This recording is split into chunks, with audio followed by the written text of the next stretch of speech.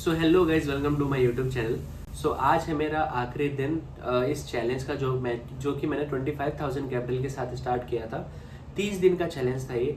और इस 30 दिनों में मेरे को बहुत ही अच्छा लगा ट्रेड करके, आप लोगों से बात करके और आपके रिव्यूज सुन के।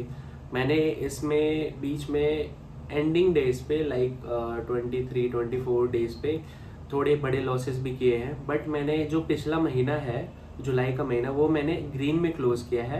और ये वाला जो महीना है अप्रॉक्स थोड़ा सा लॉस में चल रहा है, बट नो वरीज, हम इसको कवर कर लेंगे। और पहले मैं 2 लॉट से ट्रेड कर रहा था, और वो जो एक लॉस था मेरा 4,000 का लॉस हो गया था। उसके बाद से मैंने अपनी साइकोलॉजी को इम्प्रूव करने के लिए जो मेरे नंबर ऑफ लॉट्स है वो सिर्फ एक रखा है। और जो मेरा टारगेट होता है एक लॉट से प्रॉफिट करने का, वो 800, मिनिमम 800 तो होना ही चाहिए। देन उसके बाद कितना भी मार्केट हमें दे। आज जो मार्केट था वो सेंसेक्स की एक्सपायरी थी, काफ़ी अच्छा मार्केट था।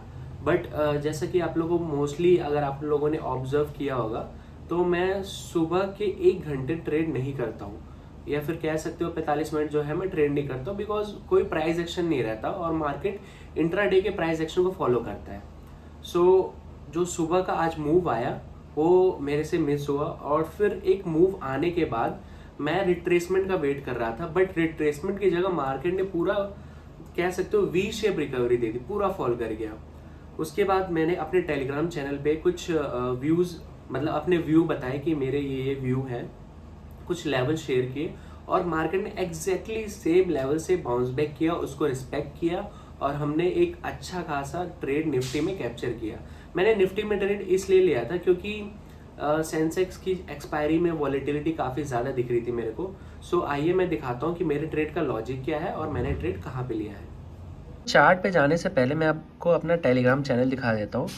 तो मैंने बोला कि मार्केट जो है बहुत ही शार्पली ऊपर गया, अगर पुल बैक देता है तो हमारी एंट्री होगी, और फोमो में ट्रेड मत करना। फिर मैंने ये ये लेवल, या फिर कह सकते हो ये चार्ट शेयर किया था। अगर मार्केट यहाँ पे आता है और एक यहीं पे सपोर्ट बना के green candle, healthy green candle close करता है, तो हम एक उस पर लॉन्ग ट्रेड में जा सकते हैं। बट यहाँ पे देखो ऐसा कुछ हुआ नहीं, तो मैंने बोला अभी इग्नोर करो मार्केट को, अब साइडवेज जा सकता है बिकॉज वॉल्यूम कम हो चुका है।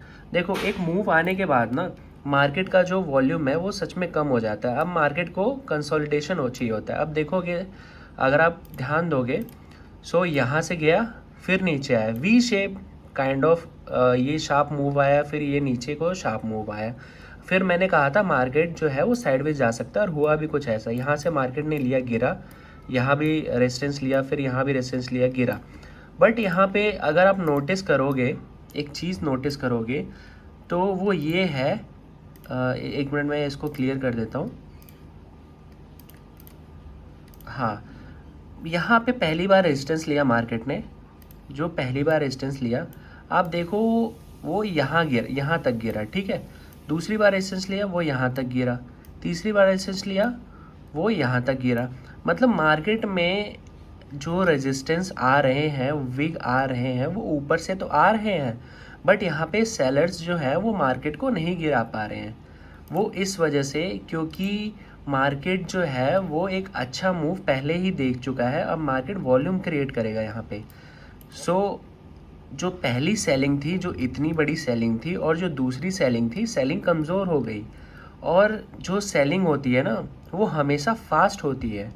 सेलिंग में जब भी आप नोटिस करोगे, आई डोंट नो आपने नोटिस किया होगा नहीं किया होगा, कि सेलिंग जब भी आती है वो इतनी फास्ट आती है कि एंट्री का मौका ही नहीं देती। वहाँ पे ग्रीन कैंडल क्लोज होना मतलब कि आपने एक बहुत ही अच्छा ट्रेड पुल बैक पे ले सकते हो, बट सेलिंग बहुत फास्ट आती है। देखो यहाँ पे देखो, बाइंग आई, मार्केट ने कंसोलिडेट किया, काइंड ऑफ पॉज लिया, एंटर दिया बायर्स को, देन ऊपर गया। यहाँ पे सेलिंग आई, सिर्फ एक ग्रीन कैंडल है, देन मार्केट जो है पूरा अपने डे लो पे आ गया। सेलिंग जो होती है बहुत ही फास्ट होती है। बट यहाँ पे क्या हुआ कि पहली बार में सेलिंग आई, ठीक सेलिंग थी, बट दूसरी बार में आई सेलिंग स्लो। फिर यहाँ पे मतलब मार्केट लोअर लोस तो बना रहा है, साथ में जो एक ही सपोर्ट को फॉलो कर रहा है। यहाँ पे अगर मैं आपको अपने टेलीग्राम पे लेके चलूँ, ये लेवल मैंने लगभग 11:30 बजे के आसपास ही दे दिया था। ठीक है, कि मार्केट अगर इसके ऊपर जाता है तो हम बाइंग साइड वो करेंगे। फिर उसके बाद ये मैंने गोल्ड में कुछ प्रॉफिट किए थे। देन ये मैंने अपडेटेड लेवल दिए थे प्रीमियम के साथ, कि जो हमारा ये अपडेटेड लेवल था, अगर इसके ऊपर मार्केट जाने की कोशिश करता है तो हम एक लॉन्ग साइड की एंट्री प्लान कर सकते हैं। देखो मैंने this is the updated level, या फिर नीचे आके ब्रेकडाउन देके ऊपर जाता है तो कॉल साइड ट्रेड बनेगा। और हुआ भी कुछ ऐसा, मार्केट ने एक अच्छी खासी ग्रीन कैंडल दिखाई, फिर उसके बाद देखो ये तो रैली रुकी ही नहीं, और प्रीमियम के चार्ट पे भी हमें 35 पॉइंट्स के अप्रॉक्स 35 पॉइंट्स मिले। सो यहीं पे ये वाली जो कैंडल थी मेरी 3 मिनट का टाइम फ्रेम पे ट्रेड कर रहा था, तो ये वाली कैंडल पे मेरा ट्रेड था। सो जैसे ही ये कैंडल क्लोज हुई और हल्का सा मार्केट नीचे आया तो यहाँ पे मैंने एंट्री बनाई, और यहाँ पे मेरे को लगभग 15-16 पॉइंट मिल रहे थे, बट बुक करने में मैं 13 ही पॉइंट बुक कर पाया। बट कोई नहीं, एक्सपायरी को अभी 2 दिन है और 13 पॉइंट बुक करना काफ़ी अच्छा होता है। और अगर मैं आपको अपनी पोजीशन दिखाऊं, सो 115 की बाइंग थी मेरी, 128 की सेलिंग थी। सो 956 का प्रॉफिट हुआ है। 1200 का दिखाया था, बट बुक करते करते ये कम हो गया। बट नो वरीज, हमने ग्रीन में क्लोज़ किया है। और अगर मैं आपको अपना व्यू बताऊं कल का, सो अगर आप देखोगे, ठीक है, अगर आप देखोगे तो मार्केट जो है यहाँ पे ऊपर गया, नीचे आया, फिर यहाँ पे एक ऊपर की तरफ जा सकता है। बिकॉज फिब का लेवल अगर आप चेक करोगे ना, लोअर टू हाई चेक करोगे, तो मार्केट 0.6 लेवल पर ट्रेड कर रहा है। ठीक है, तो ये इसको हम एज अ रिट्रेस कह सकते हैं या फिर पुल बैक कह सकते हैं, और मार्केट ऊपर को जा सकता है। और हम ट्रेडर हैं तो हमारे जो व्यूज़ होते हैं वो परमानेंट नहीं होने चाहिए। हमारे व्यूज़ जो होते हैं वो मार्केट के हिसाब से चेंज होने चाहिए। अगर मार्केट साइडवेज हो के देन इस लेवल को क्रॉस करता है तो मैं कॉल की एंट्री लूँगा, और मार्केट साइडवेज होके इस लेवल को अगर क्रॉस करता है तो मैं पुट साइड की एंट्री लूँगा। और अगर आपने टेलीग्राम चैनल ज्वाइन नहीं किया है तो कर लीजिए। यहाँ पे देखिए, जैसे मैंने गोल्ड में ट्रेड लिया था, शाम को 6 बजे CPI डेटा था।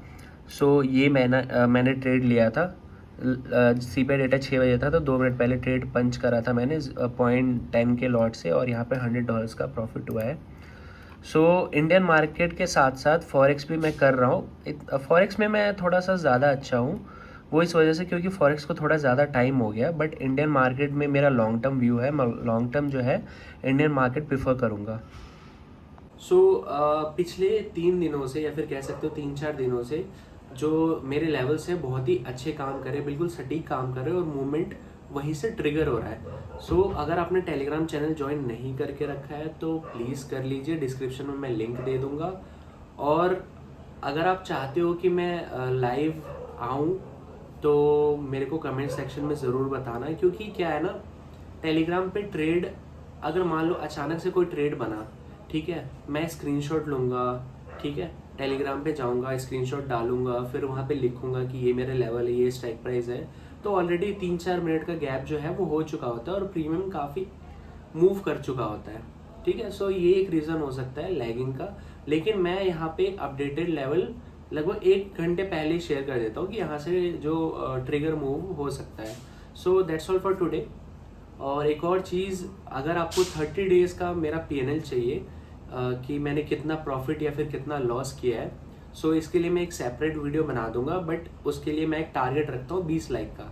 अगर इस वीडियो पे 20 लाइक आ जाते हैं और मेरे 300 सब्सक्राइबर पूरे हो जाते हैं, सो मेरी 30 डेज़ का PNL डे की वीडियो मैं अपलोड कर दूंगा। So thank you for watching this video. अगर आपको वीडियो पसंद आई है, मेरा चैलेंज पसंद आया है, तो इस वीडियो को लाइक कीजिए और चैनल को सब्सक्राइब कीजिए। धन्यवाद।